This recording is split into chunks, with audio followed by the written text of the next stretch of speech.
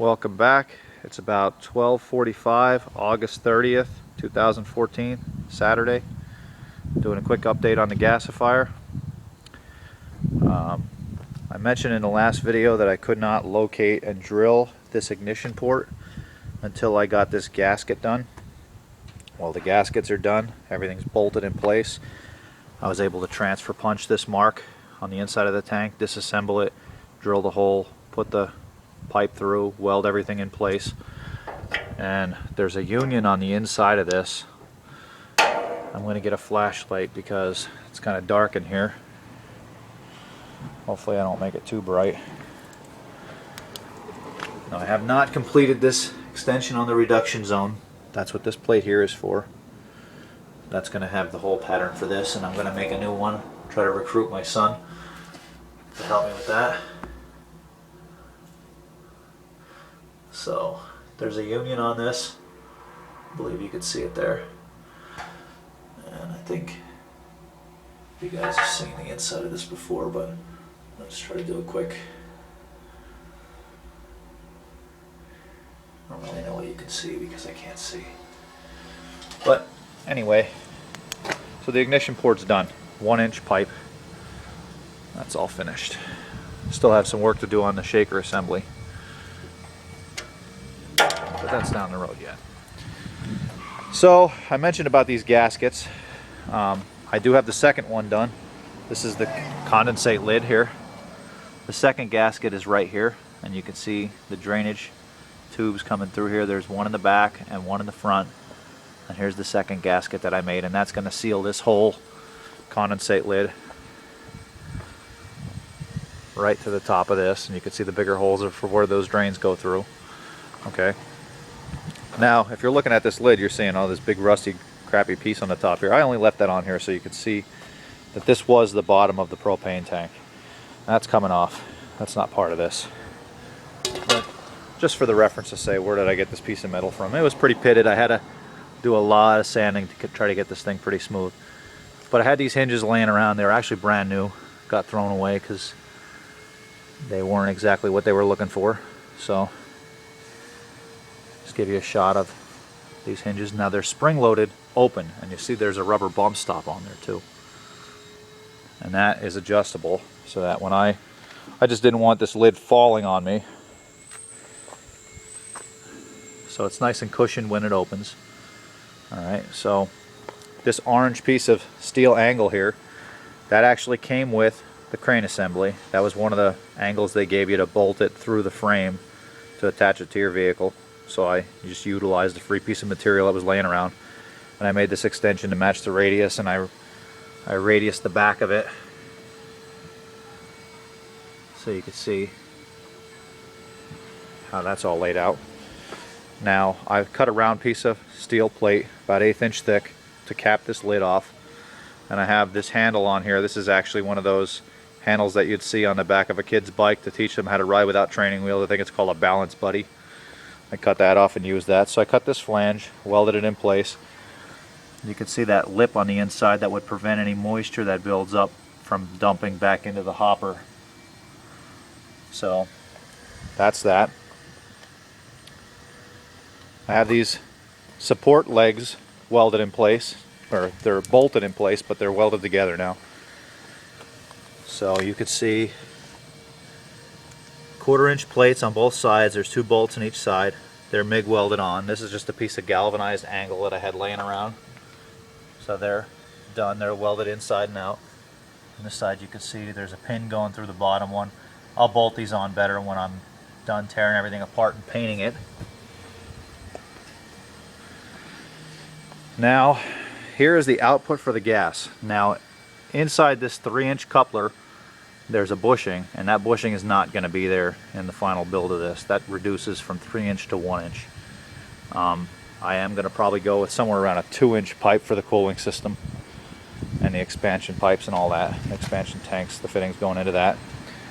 But I also have the air intake coupler welded on. Now this is a full coupler, and these couplers aren't cheap. They're about 30 bucks a piece from a local plumbing store. And there's also a 3-inch to 1-inch bushing in there. They're about 16 bucks a piece.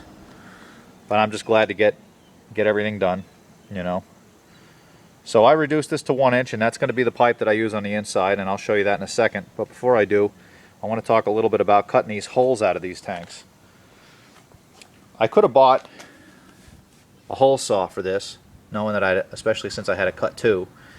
But I thought, well, if I spend 20 bucks on this air body saw, I can have it and use it for other things. So this is what I did. You can see the gray one is the propane tank, and the blue one is the air tank. And you can see the air tank is actually almost 1/4 of an inch thick, maybe a heavy 3/16 or so. But I used that air body saw to cut through these. It took me a while, especially waiting on a compressor, but it's done, and I have a tool to use for something else, universal. So we talked about these gaskets. I'm going to get back to those now because there's something important I want to bring up about those. This is the leftover material that I have from those gaskets. Okay, now there's 2 pieces laying here, and the reason that I'm showing you the both of them is because I spent hours trying to get this wax paper off of this gasket, and this was the first gasket that I made. This was the bottom one over here. Okay, and you know, I contacted Doc D. Cox, and I asked him, I said, did you have any trouble with this? He said no, he didn't have any trouble with it. So I just assumed that it had to do with the type of wax paper that I used. This was the stuff that I used, this Home Life wax paper.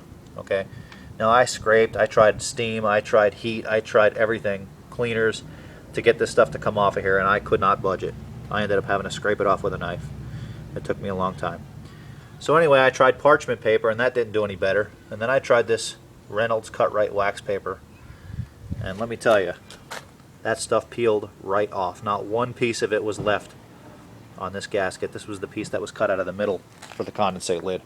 So I wanted to share that with you, and also for the holes that I punched out for all those bolts to go through, I used this hole punch set, hollow punch set, and this is what the box looks like. I got it from Harbor Freight.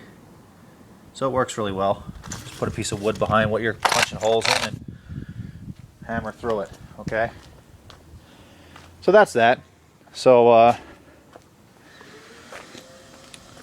got the lid done. I'm pretty happy with this. I'm going to use that St. Gobain's self-stick high temperature gasket material for this. I'll probably trace the line on the inside of this here where the center of that is, and then stick it to the lid and let it seal on the way down. And then I'm probably going to spring load this down too, just so I have something to hold it down. But I think it turned out pretty good. I'm pretty happy with the progress so far. Now you see with the lid closed, this piece of angle here actually sticks behind this assembly. So I did end up having to notch that frame up there. But I finally got everything bolted for good in place. So that's 100% mounted now how it's going to be. I'm pretty happy with the way this turned out. But I did want to show you the air intake system on this. This is actually fresh off of Flash's video. You can see I have the 1-inch pipe coming through here with a union on the inside. Now before I take it off, I'll just shoot down inside here so you can see. You can see the ash grate down below. Okay,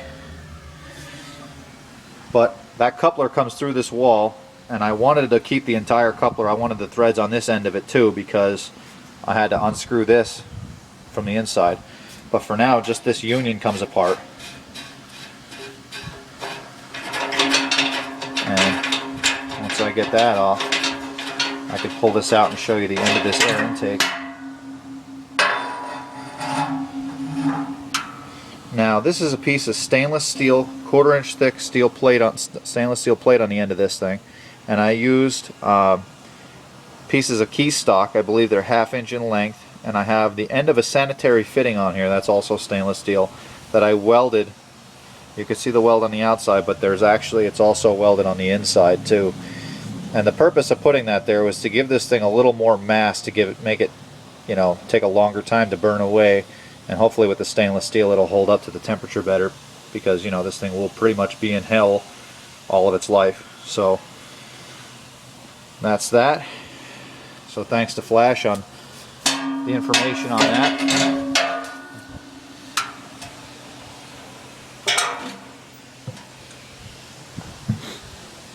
So it's coming out pretty well. One thing I wanted to show you guys, two things actually, there's two things here that I wanted to show you, is this is the amount of biochar that I ended up getting on that slideshow video that I got.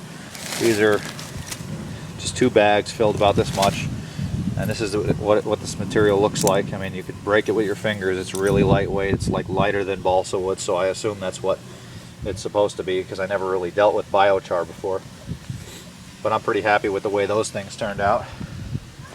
And one more thing I wanted to talk about with you guys is I see a lot of people brazing things, and you know, brazing is nice, but if you have a TIG welder, there's this filler rod called silicon bronze, okay, and this is basically a brazing process, okay, and the reason I wanted to share it with you is because you can use your TIG machine to use this stuff, okay, and it welds pretty nice. Now the tensile strength of this is probably half of what steel is, but the melting point is about 1800 degrees, so there's a lot of applications in the gasifier that this can be used for.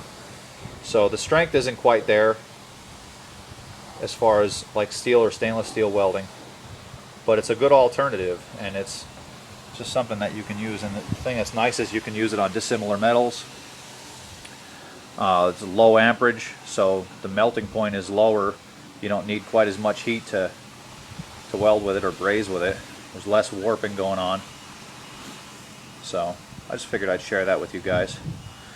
Now this is one more thing I'll show you here, and then I'll call it, is the information on the generator that I plan on using. It's a 13 horsepower, 420 cc. Now this website at the top of the page here was how I figured out this volumetric efficiency, and I'm going to try to simulate the amount of airflow that I need for this engine, that this engine will draw, so that when I do my testing I can make sure my temperatures are right and everything is well before I run it into an engine. Make sure my reduction sizes are right, make sure I'm not having any problems with that. So that's pretty much the progress so far. I appreciate you guys taking the time to check us out, and I'll keep you posted, hopefully in the near future, with some more progress. Thanks for watching.